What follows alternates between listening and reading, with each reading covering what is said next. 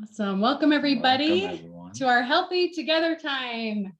We are so excited to join you guys this lovely fall evening. Fall is in the air.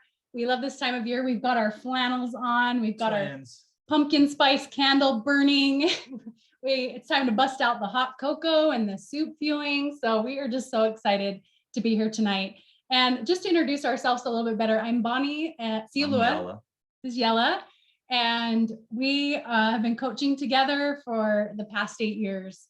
So we're super excited to be here. So most of us are pretty familiar with the components of our program, but we'll just do a quick overview. So the first component is a coach. You guys will get a free coach. Yes, we're committed to our habits, but we're not perfect. But we're there to right alongside you to grow, and that's what's so great about having a coach.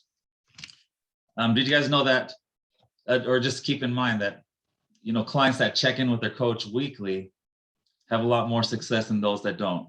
So just take advantage of the free coach. And the second is our Habits of Health transformational system. Writing down, getting into your life book, and actually working through the right habits to install into your life to create that lifelong health. And the third is our Optavia community. I mean, obviously you guys are out here. We love being with our community, but we do have Facebook groups, webinars, trainings, but just things to be surrounded around people that have the same goal in mind, to be better in all areas of life. And the last is our fueling system. And we know that they're just a tool, and that is the catalyst for change, to create that change. And it's just a simple way to create health in our lives. And so that's just a quick overview of our 4 components in our system. And as we go through the fall, there's a few things that might come up that might be a challenge. But instead of looking at things that come up during the fall as a challenge, maybe having a mindset shift of looking at them as opportunities. And some things that might come up are staying active as the weather starts to get a little bit colder and the days get a little bit shorter. Some of you might have the winter blues. I know I struggle with that.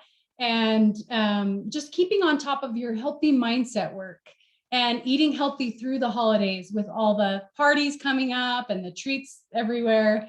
So we're going to give you some awesome tips tonight for each one of these areas.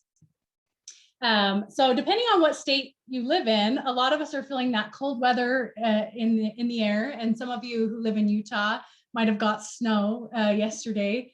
And I know for me, I've used that as an excuse to not get outside anymore, but a little cold is not going to hurt us, you guys. We can bundle up and layer up with sweaters and a beanie, and there's so much to enjoy outside. I love outdoor activities in the fall, like pumpkin patches, racking up our neat points that Dr. A talks about, picking up the pumpkins, putting them in the wheelbarrow, lifting corn mazes. I love corn mazes. It's so fun to get your exercise in and have a mindset challenge. Or hiking in the leaves or raking leaves. We love raking leaves with our kids. Or what's even better is raking leaves for someone else, doing a little service. And even doing like a fun fall scavenger hunt with your kids or your grandkids. Pinterest, you guys, there's so much fun ideas for fall activities outside, or going to the gym if you aren't able to work out outside, or even working out at home. I have a treadmill in our basement that we've had for like 20 years. And every time I get on it, I feel like it's going to kick the bucket, but you know what? It's still going and I love it. So whatever you can do to get moving during this time of year, put it as a rock in your calendar and put a reminder alarm to go off. Otherwise, it's probably not going to become a habit. Healthy Halloween tip. So Halloween is coming up in 2 weeks. And I want to know if any of you have ever had this problem. Raise your hand or put a 1 in the chat. If you've ever had the problem of getting a bag of Halloween candy 2 weeks before Halloween, and then next thing you know, half the bag's gone or almost all the bag's gone, and then you're going back to the store to get another bag of candy. Like, raise your hand. I know I'm not the only one that's happened to. But this time of year, there's a lot of parties and carnivals and gatherings going on that some of you might ask, like, how in the heck do I stay on track during all these things, all the things that are going on? But there's a few things that you can do. Going to parties, bring a dish that you know you can have. Bring a veggie tray. We're known as the veggie tray people because we know we can have it and eat as much of it as we want. And so I love making cute little Halloween stuff. There's thousands of recipes on our Facebook groups. Fall soups, gourmet, stuffed peppers. There's so many, I could go on and on. But having that healthy dinner at the party, eating before you go to the party so you're not starving when you get there and you're just filling up on junk. Having your kids eat before they go out trick-or-treating. There's so many options, and then they're less likely to eat all their candy, right? Some candy tactics that we love is a couple suggestions. If you're going to buy candy that you don't like and buy it last minute.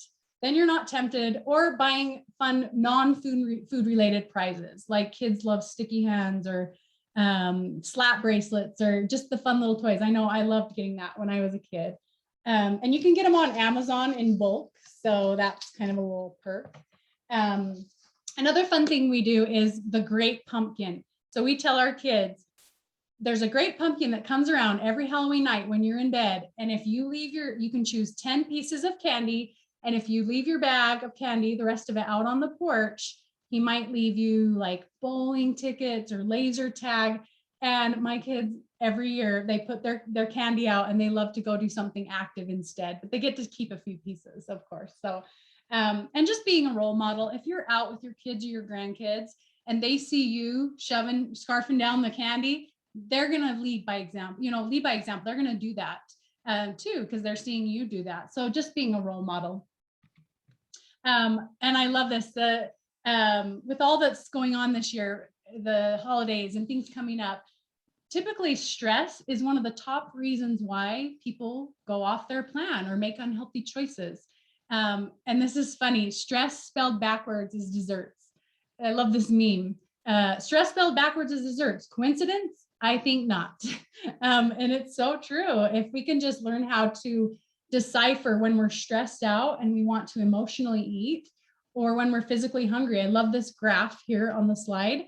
It shows emotional hunger versus physical hunger. So emotional hunger comes on quickly. Physical hunger comes on gradually. Emotional hunger mostly felt in your head. Physical hunger, you're feeling in your stomach. Emotional hunger causes specific cravings. Physical hunger, you're satisfied with just fuel. You just need food.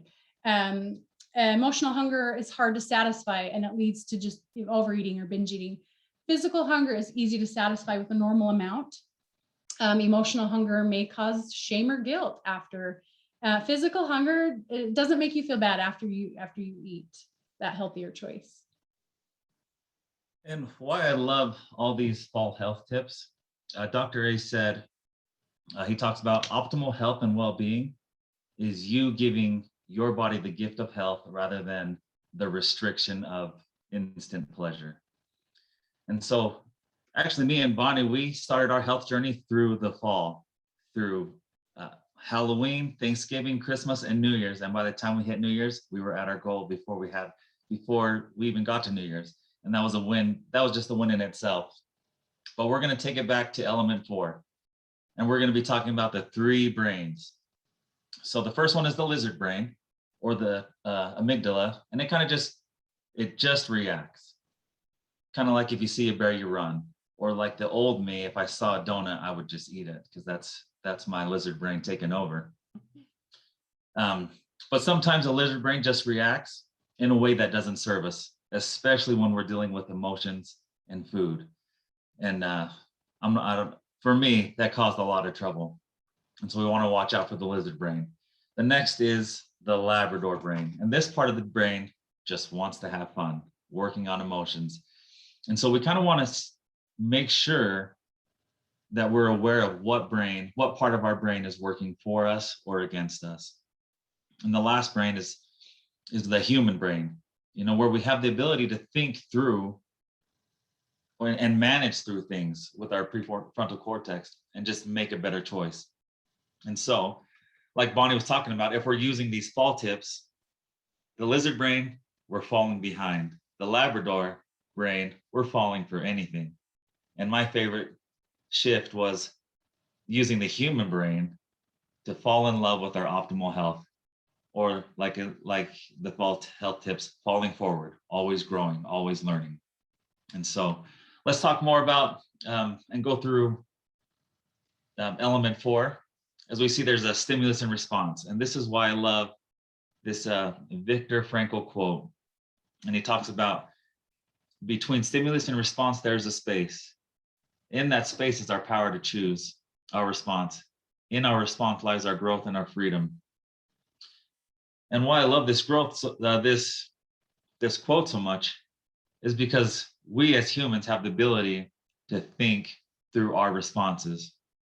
And so sometimes we get caught up in life that's happening to us and not for us. And we're not taking responsibility. But I like to take that word and cut it in half. Response, ability. You know, being able to respond once that stimulus hits. And as you can see on this slide, the space between stimulus and response, where we actually get to choose and be able to respond the way we want to whenever anything comes up. And things are going to come up in this world. There's a lot of stuff going on in the world today, and emotions are going to come up, and add the stress of the holidays on top of those emotions, and that's a recipe for disaster. So it's so good to have this tool and this graph to kind of show the stop, challenge, choose in between that stimulus and response. And I know a lot of people are like thinking, oh, the holidays are coming and maybe I should just wait to get healthy. But guess what? The holidays are, just a couple days. It's not holiday months, right? It's just a few days. And we have these tools to help us get through and practice some of these mindset tools. And one of my favorite tools is processing emotions. If we can learn how to process our emotions, I use it every single day with my health, my own personal health. I just had a baby. I'm using processing emotion through postpartum depression. I'm using it with my kids and my spouse. And so I just love these 5 steps. So I'm going to kind of go over each one with you guys. And the first step is to name your emotion. And a lot of times it's maybe, like I was saying, stress or boredom or loneliness or anger or even excitement. And I love this feeling wheel that we have. And so it's just pinpointing exactly how you're feeling in that moment of, the stop, challenge, choose between your stimulus and response. It's how stopping it for a minute and challenging. What am I really feeling here? Am I bored? Am I tired? And then locating it. Is it in your eyes, in your back, your neck, your shoulders, your core, your belly? Where are you feeling this emotion? And actually thinking like, oh yeah, it's back here, or it's here in my chest, or wherever it is. And then describing it is step number 3, putting an ing to it. Oh, it's pounding, it's clenching, it's tightening, it's numbing, it's knotting in my shoulders, whatever it may be, just literally describing it. It's almost like you're not giving it any power when you're like looking at it in the eyes and describing it. And then shifting it. Learning is number 4, learning how to breathe through your emotions rather than just knee-jerk response, grab the donut and eat it, like Yella was saying. It's breathing through it, giving attention to your emotions and allowing them to be there and just kind of sitting in your emotions for a minute, but then giving that or putting energy into motion. Maybe it's removing yourself from the situation, going for a walk, punching a pillow, verbalizing it out loud. How does that emotion sound? And just moving your body. It does something to that emotion. It shifts the emotion. And then it allows you to listen to that emotion. Sadness, what wants to be let go of or mourned here? Anger, what wants to be stopped or changed or ended? Fear, what wants to be known? So as I was saying, there's so much going on in the world today and the emotions that come up. And so learning how to just work through those 5 steps and process emotions can really be life-changing for whether you stick to your goals or choose not to stick to your goals.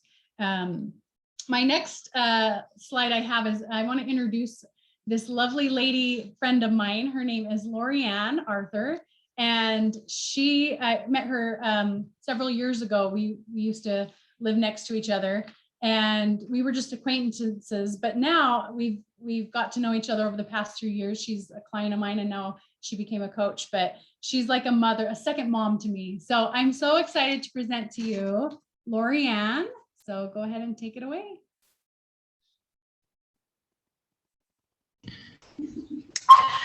Wow, Bonnie, that's kind of a shocker to see that on there. Wow, I don't know where you found those, but good job. Well, I'm going to read this because I have a big tendency to read to wear my heart on my shoulders. So I want to thank you for allowing me to share my story.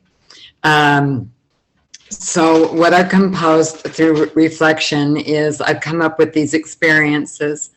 When I was a young child, I overheard 2 school administrators talking about a recent test score of mine, and one commented that I would never amount to much. Unfortunately, that label stuck and sunk in. After my parents divorced at age 12, and after a Thanksgiving meal, my paternal grandmother told me that she could never love me as much as she loved my 2 sisters because I looked so much like my mom, and she hated my mom. And then she turned her back and walked out of the room. Money had always been a huge factor in my youth, no child support, and now I had a single mom struggling to raise 3 girls.